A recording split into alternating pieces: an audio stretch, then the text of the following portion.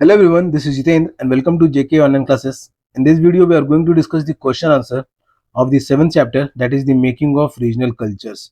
It is the seventh chapter from the class 7 social science history book. तो जो भी बच्चे क्लास 7 के हैं वो वीडियो के अंदर जरूर बने रहना बच्चों, क्योंकि इसमें जितने भी इंपॉर्टेंट टॉपिक्स हैं, इंपॉर्टेंट क्वेश्चंस हैं, एनसीईआरटी का जो सॉल्यूशन है उसको डिस्कस किया जाएगा along with the short questions and long questions. बहुत ही यूजफुल वीडियो है बच्चों, इन इजी वर्ड बहुत ही यूजफुल वीडियो है. अंत तक जरूर बने रहना, अंत तक जरूर बने रहना. और अगर कोई इसी जनरल नॉलेज के पर्पज से भी देख रहा है तो वो भी अंत तक जरूर बने रहना. आगे बढ़ने से पहले अगर पढ़ाई में किसी तरीके का हेल्प चाहिए तो जेके ऑनलाइन क्लासेस से फोन नंबर के माध्यम से या फिर वेबसाइट के माध्यम से संपर्क कर सकते हो.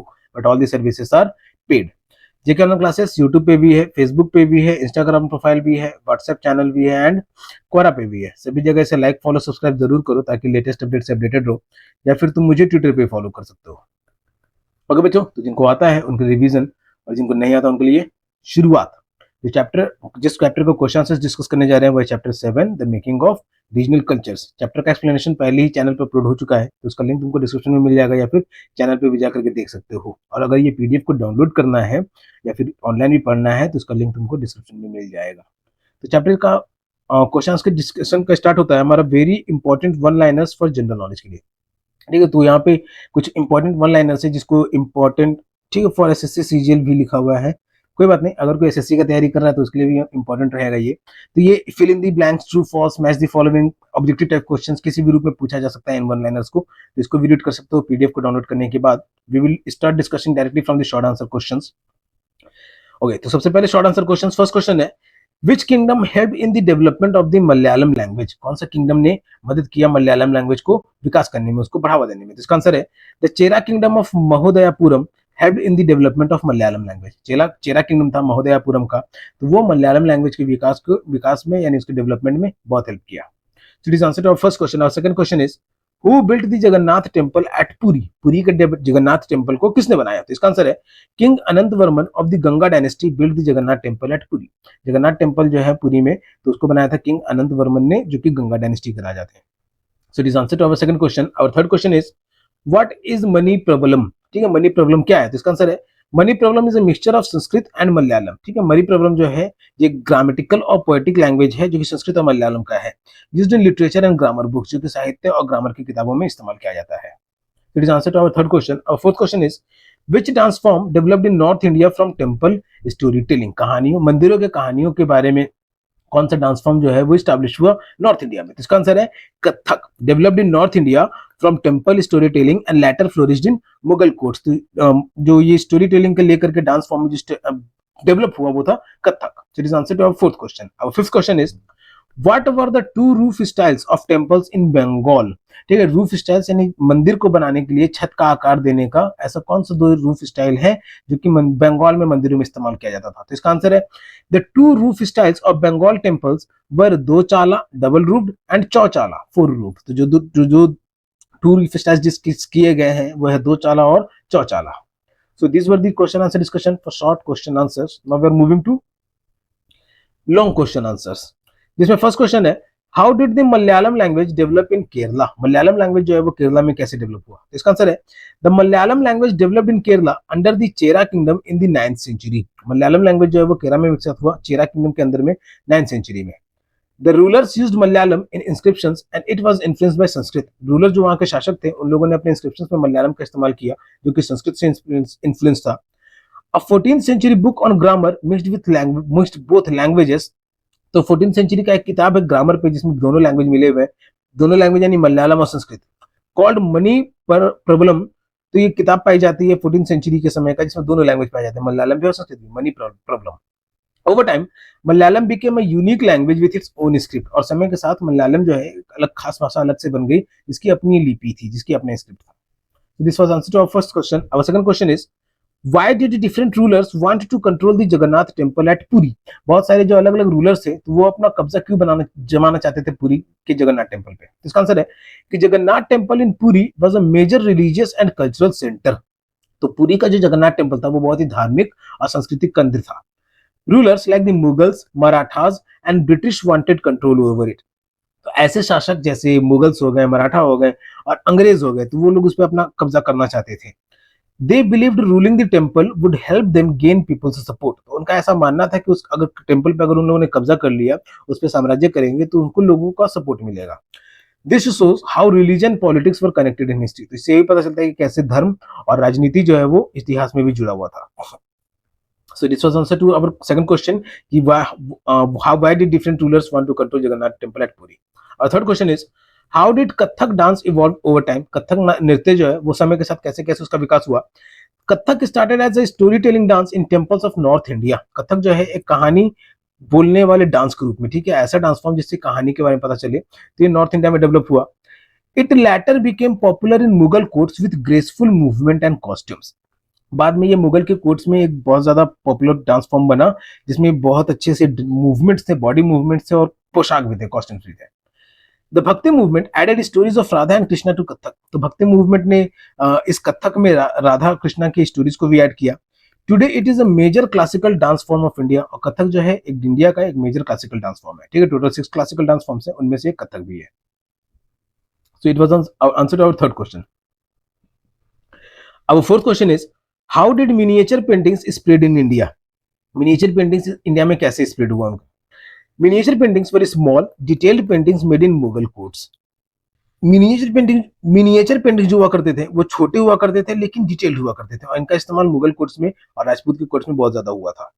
As the Mughal empire decline, लेकिन जैसे ही मुगल एम्पायर का अस्त हुआ, artist move to Rajasthan and the Himalayan region. तो वहां के जो कलाकार थे वो हिमालयन रीजन और राजस्थान की ओर मूव कर गए। The Kangra and Basoli style became famous for their soft colors and themes. Kangra school of painting and Basoli style of art जो है ये बहुत ही फेमस हुआ अपने सॉफ्ट कलर्स और थीम्स के लिए। These paintings showed court life, battles and religious stories. तो ये जो पेंटिंग्स हैं ये दरबार के दृश्यों को दिखाते हैं, बैटल्स को दिखाते हैं, युद्धों को दिखाते हैं और अलग अलग तरीके के धर्म की कहानियों को भी दिखाते हैं। So this is how miniature paintings is spread in India. It was answer to our fourth question. Our fifth question is how did food habits in Bengal influence its culture. जो फूड हैबिट था, जो वहाँ के खाने का जो प्रथा था, जो आदतें थी, तो वो बंगाल के कल्चर को कैसे इन्फ्लुएंस किया? तो इसका आंसर है Bengal's reverse made fish and rice the main food of the people. तो बंगाल की नदियों के कारण वहाँ का जो चावल और मछली जो था वहाँ के लोगों का मुख्य भोजन बन गया। Even Brahmins who usually avoided meat, यहाँ तक कि वो ब्राह्मण और पंडित जी ने कहा जाता है, तो वो जो मीट को भी अवॉइड करते, तो मीट को जो खाते नहीं थे, were allowed to eat fish, उनको जो है मछली खाने के लिए अलाउ कर दिया गया। A 13th century Sanskrit text, एक 13वीं शताब्दी का संस्कृत टेक्स्ट है, बृहद धर्म पुराण परमिटेड दिस प्रैक्टिस। तो बृहद धर्म पुराण में 13th सेंचुरी का एक पुराण का एक टेक्स्ट है, संस्कृत में लिखा गया है, तो इसमें ये मेंशन किया गया है कि ब्राह्मण जो है वो मछली का सेवन कर सकते हैं, कुछ खास तरीके मछली का। Fish was also seen in art and temple carvings in Bengal. और ये जो है मछली को जो है मंदिरों में भी देखा गया है आर्ट फॉर्म के रूप में बंगाल के मंदिरों में। So it was answer to our fifth question, how food habits influenced Bengal's culture. So this was the discussion of our long question answer. Now we are moving to NCERT solutions, जिसमें first क्या recall और उसमें भी है match the following. पहला match the following है बच्चों, और यहाँ पे आंसर बनाया हुआ है। Anantavarman is related to Orissa, Jagannath is related to Puri, Mahodayapuram is in Kerala, Lilatilakam is in Kerala, Mangalkavya is related to Bengal and miniature is related to Kangra. Video को पॉज करके इसको तुम लोग अपनी बुक में कर लेना इसको। Our next question और second question is what is Manipravalam, name a book written in that language. तो मनी प्रॉब्लम क्या है और उस भाषा में लिखी हुई कौन सी किताब के बारे में लिखा है? तो Manipravalam is a language that mixes Malayalam and Sanskrit. Money problem एक लैंग्वेज है जिसमें मलयालम और संस्कृत दोनों मिली हुई है। It was used in early literature in Kerala, ये पहले के साहित्य के रूप में इस्तेमाल किया जाता था केरला में। A book written in Manipravalam is Lilatilakam, एक किताब लिखी गई जो मनी प्रॉब्लम लैंग्वेज में वो है Lilatilakam, which is about grammar and poetry. और ये किताब जो है व्याकरण और कविता से रिलेटेड है। So this is about Manipravalam and the book which is written in this language. Our third question is who were the major patrons of Kathak, Kathak के मुख्य संरक्षक कौन थे? तो the Mughal emperors and their nobles, Mughal के जो राजा थे और उनके जो दरबारी थे, उनके जो अकम्प्लिश थे, उनके साथ में रहने वाले थे, तो उन लोगों ने इसको प्रमोट किया कथक डांस को। Later Wajid Ali Shah the nawab of Awadh also helped it grow, बाद में अवध के नवाब थे वाजिद अली शाह, उन्होंने भी कथक को बढ़ने में बहुत ज्यादा मदद किया। So it was answer to our third question. Our fourth question is what were the important architectural features of the temples of Bengal. Bengal के जो मंदिर थे, ठीक है, आर्किटेक्चरल फीचर्स बच्चों बुक में अच्छी तरीके से दिखाया गया है कि बंगाल के मंदिरों को कितनी आर्किटेक्चरल वे में रिप्रेजेंट किया गया है, बहुत सुंदर तरीके से, और कैसे वहाँ पे इवोल्यूशन हुआ उसका। तो चैप्टर एक्सप्लेनेशन अच्छे से किया गया है, तुम चैनल पे जाकर के देख सकते हो। तो वही उस आर्किटेक्चरल फीचर्स क्या थे बंगाल के मंदिरों का, तो इसका आंसर है the temples of Bengal had do चाला डबल रूफ, ठीक है, बंगाल के जो मंदिर थे उसमें दो चाला थे, एंड चौचाला फोर रूफ, ठीक है, दो रूफ और फोर रूफ वाले स्टाइल था उस मंदिरों का। They were often decorated with terracotta carvings, उनको सजाया जाता था टेराकोटा के कार्विंग्स से। Many temples were built on square platform, बहुत सारे मंदिर जो थे वो चौकोर पे प्लेटफॉर्म पे बने हुए थे। And had simple interiors but highly decorated outer walls, उनका इंटीरियर जो था बहुत ही सिंपल था, लेकिन जो डेकोरेशन था आउटर वॉल्स पे वो बहुत सुंदर था। So this was the architecture style of the temples of the Bengal.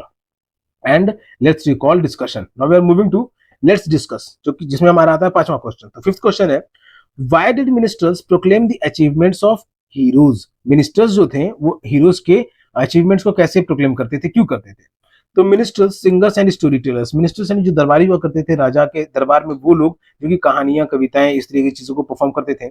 Told stories of brave Kings and warriors, तो उन्होंने कहानी सुनाई बहुत सारे बहादुर राजाओं और योद्धाओं के। These stories inspired people to be loyal and courageous, इन कहानियों की मदद से लोगों को प्रोत्साहन किया गया बहादुर रहने के लिए और ईमानदार वफादार रहने के लिए। They also helped keep the memory of heroes alive for future generation, इनकी मदद से जो हीरोइक थे, जो वीर लोग थे, तो उनकी यादों को भी आगे की जनरेशन के लिए भी एग्जाम्पल के तौर पर स्टैब्लिश किया जा सका। This is how, this is why minstrels proclaim their achievements of heroes. Our sixth question is, why do we know much more about the cultural practices of rulers than about those of ordinary people? हम लोग आम आदमी के cultural practices को उतना नहीं जानते हैं जितना राजा महाराजाओं के कल्चरल प्रैक्टिसेस को जानते थे। ऐसा क्यों? इसका आंसर है कि रूलर्स बिल्ट ग्रैंड पैलेसेस, जो राजा महाराजा थे वो लोग बड़े बड़े महल बनवाए, टेम्पल्स एंड मॉन्यूमेंट्स, मंदिर बनवाए, भवन बनवाए, विच वर केयरफुली रिकॉर्डेड इन हिस्ट्री, जिनको रिकॉर्डेड हिस्ट्री में, इतिहास में अच्छे तरीके से संरक्षण करके गया, और खास करके उन टेम्पल्स में, उन मॉन्यूमेंट्स में, उन पैलेसेस में राजाओं का जिक्र किया गया, ना कि ऑर्डिनरी पीपल्स का।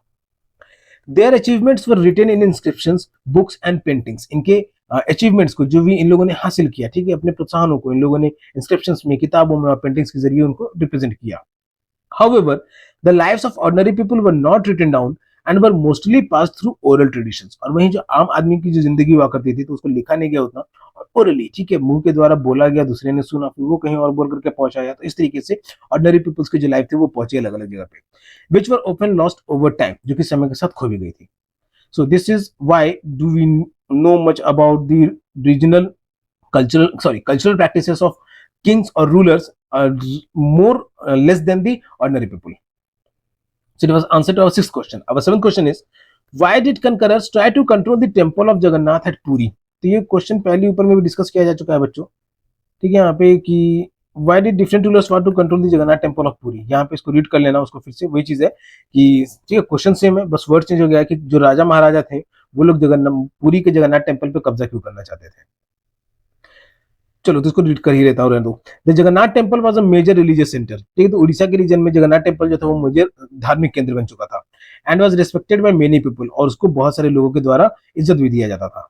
Rulers believed that controlling the temple would help them gain the loyalty of local population, तो राजाओं और क्षत्रियों को ऐसा लगता था कि जो भी उस पर शासन, जो भी उस मंदिर पर कब्जा कर लेगा तो उसको लोकल लोगों का, लोकल आबादी का ज्यादा सपोर्ट मिलेगा। This is why conquerors like the Mughals, Marathas and British try to take control of it, तो इसीलिए मुगल्स, मराठास और ब्रिटिश जो थे उस पर कब्जा करने की कोशिश की है। So it was answer to our seventh question. Our eighth question is, why were temples built in Bengal? Bengal में मंदिर क्यों बनाए गए? तो इसका आंसर है, many temples in Bengal were built by wealthy families. Bengal में जो अधिकतर टेम्पल्स हैं वो अमीर परिवारों के द्वारा बनाए गए, and powerful groups to show their social and economic status, और पावरफुल ग्रुप्स के द्वारा, ताकि वो अपने सामाजिक और आर्थिक क्या कहें, औकात, ठीक है, स्टेटस दिखा सके। ठीक है, औकात में इसलिए इस तरीके का इस्तेमाल वर्ड कर रहा हूँ क्योंकि रिच पुअर फिर हाई लो, इस तरीके की प्रैक्टिसेस भी फॉलो हो रहे थे। Local deities once worshipped in small huts, वैसे लोकल देवता जो पहले किसी झोपड़ी, छोटी सी झोपड़ी में जिनका पूजा किया जाता था, were later placed in big temples as they became more important, उनको बड़े बड़े मंदिरों में सेट किया गया क्योंकि उनको बहुत इंपॉर्टेंस मिल चुका था। The rise of new economic opportunities, आर्थिक मौके बहुत सारे मिले, also help in the construction of temples, जिनकी मदद से मंदिरों को बनाने में बहुत ज्यादा मदद मिली। So this was our eighth question and end of the question answer discussion of the making of regional cultural regional cultures.